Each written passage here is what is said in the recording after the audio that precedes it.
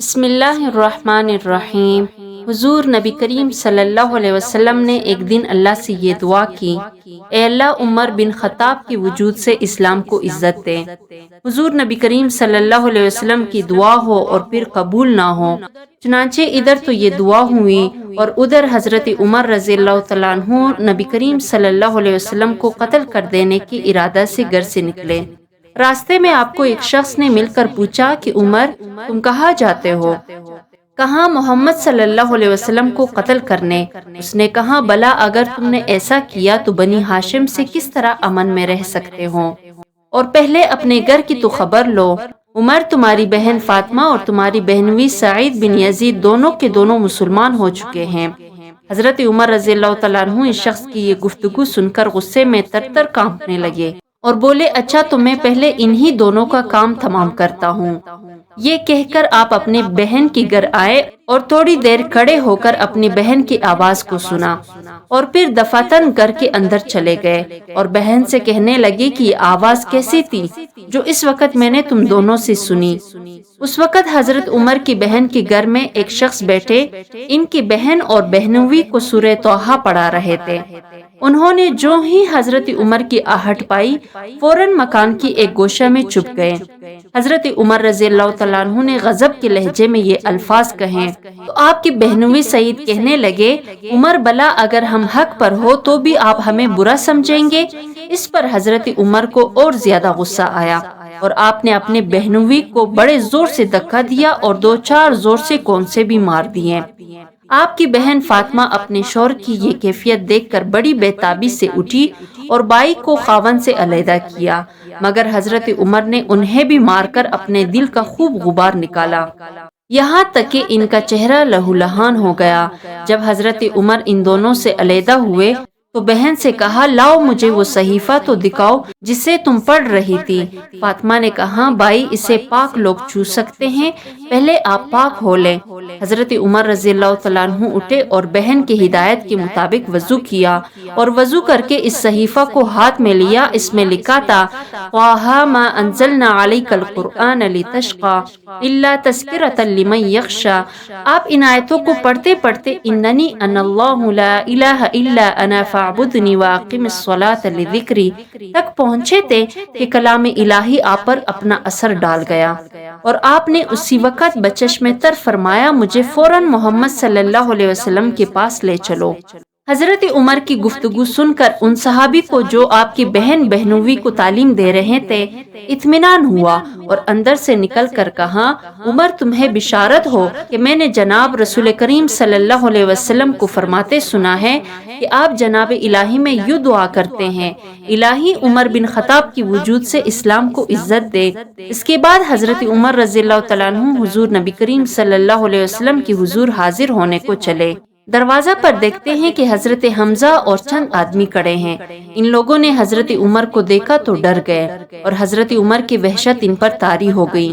حضرت حمزہ رضی اللہ تعالیٰ عنہ نے کہا خدا تعالیٰ اگر حضرت عمر کے ساتھ بلائی کرنا چاہتا ہے تو اسے اسلام کی ہدایت کرے گا، اور اگر خدا نے اس کے علاوہ کوئی دوسری بات چاہی ہے تو عمر کو قتل کر ڈالنا ہم پر کوئی مشکل نہیں۔ حضور نبی کریم صلی اللہ علیہ وسلم کو حضرت عمر کے آنے کی خبر پہنچی تو آپ باہر تشریف لائے اور ان کے کپڑے کو پکڑ کر فرمایا عمر کیا تم اب بھی باز نہ آؤ گے؟ اور پھر آپ نے وہی دعا مانگی اور فرمایا الہی عمر بن خطاب کی وجود سے اسلام کو عزت دے۔ جو ہی حضرت کی زبان سے یہ کلمات نکلے حضرت عمر رضی اللہ تعالیٰ عنہ بے ساختہ پکار اٹھے اشہد ان لا الہ الا اللہ و اشہد انک رسول اللہ۔ حضرت عمر رضی اللہ تعالیٰ عنہ کا اعلان حق سنتے ہی موجودہ مسلمانوں نے ایسے زور سے اللہ اکبر کا نعرہ بلند کیا کہ تمام مسجد والوں نے سن لیا۔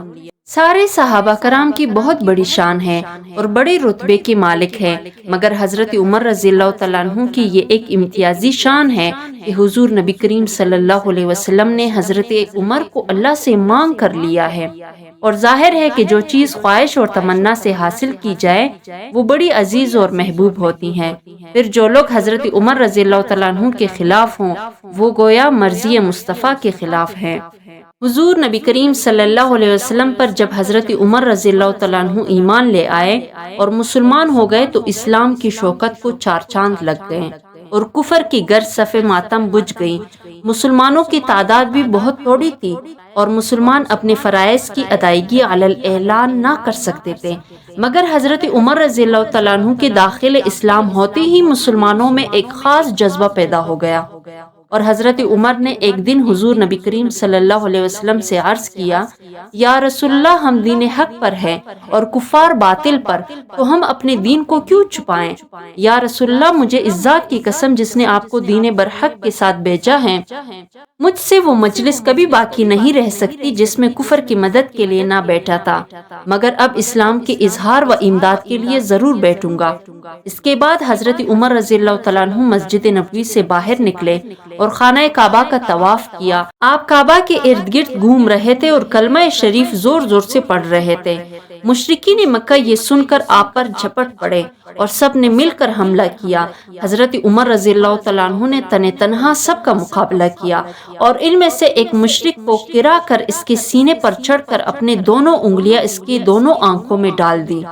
جون ہی وہ شخص چیخا تو تمام مشرکین حضرت عمر کی خوف سے بھاگ گئے، اور پھر حضرت عمر رضی اللہ تعالیٰ عنہ نے علی الاعلان ہر مجلس میں آواز حق بلند کی اور کفار کو چیلنج دیا کہ جو شخص نبی برحق اور دین حق کی مخالفت کرے گا، میری تلوار اس کا فیصلہ کرے گی۔ اور پھر حضور نبی کریم صلی اللہ علیہ وسلم سے عرض کیا، یا رسول اللہ، کوئی مجلس باقی نہیں رہی جس میں میں نے اعلان حق نہ کر دیا ہو۔ یہ سن کر حضور نبی کریم صلی اللہ علیہ وسلم بہت خوش ہوئے اور کعبہ کی طرف چلے۔ آپ کے آگے آگے تو حضرت عمر رضی اللہ تعالیٰ عنہ چلے جاتے تھے اور پیچھے پیچھے حضرت حمزہ رضی اللہ تعالیٰ عنہ، حتیٰ کہ آپ نے خانہ کعبہ کا علی الاعلان طواف کیا اور مسلمانوں نے کھلم کھلا نماز پڑھی۔ حضرت عمر رضی اللہ تعالیٰ عنہ کی ذات گرامی سے اسلام کو غلبہ حاصل ہوا اور یہ ساری برکتیں حضور ہی کی تھی، مگر ان کا ظہور حضرت عمر کی وجود سے ہوا۔ ایک دفعہ حضرت عبداللہ بن سلام رضی اللہ تعالیٰ عنہ نے حضرت عمر رضی اللہ تعالیٰ عنہ کے بیٹے حضرت عبداللہ سے کہا، ایک قفل جہنم کے بیٹے۔ حضرت عبداللہ اپنے والد ماجد کے متعلق یہ جملہ سن کر بڑے پریشان ہوئے اور گھر جا کر حضرت عمر سے کہا، ابا جان، عبداللہ بن سلام نے آپ کو قفل جہنم کہا ہے۔ حضرت عمر رضی اللہ تعالیٰ عنہ نے یہ بات سنی تو عبداللہ بن سلام کے پاس پہنچے اور دریافت فرمایا کہ آپ نے میرے حق میں یہ لفظ کیوں استعمال فرمایا؟ حضرت عبداللہ بن سلام کہنے لگے، اس کی وجہ یہ ہے کہ مجھے میرے باپ نے اور انہیں ان کے آباء و اجداد نے حضرت موسیٰ سے خبر دی ہے کہ حضرت موسیٰ علیہ السلام نے فرمایا، مجھے جبریل علیہ السلام نے خبر دی کہ پیغمبر آخر الزمان نبی کریم صلی اللہ علیہ وسلم کی امت میں ایک شخص پیدا ہوگا جسے عمر بن خطاب کہا جائے گا۔ وہ مبارک نفس جب تک امت محمدیہ میں رہے گا تب تک جہنم کا دروازہ بند رہے گا، گویا وہ جہنم کا قفل ہوگا، لیکن جب اس کا انتقال ہو جائے گا تو جہنم کا دروازہ کھل جائے گا اور لوگ اپنی نفسانی خواہشوں میں مبتلا ہو کر ادھر ادھر پریشان ہو کر متفرق ہو جائیں گے۔ ایک دفعہ حضور نبی کریم صلی اللہ علیہ وسلم ایک جنگ سے واپس تشریف لائے تو ایک لڑکی نے آ کر عرض کی، یا رسول اللہ، میں نے نظر مانی تھی کہ اللہ تعالیٰ میدان جنگ سے آپ کو بخیریت واپس لائے تو میں آپ کے سامنے دف بجاؤں گی اور گاؤں گی۔ حضور نبی کریم صلی اللہ علیہ وسلم نے فرمایا، اچھا، اگر تم نے یہی نظر مانی ہے تو اپنی نظر پوری کر لو۔ چنانچہ وہ لڑکی دف بجانے لگی۔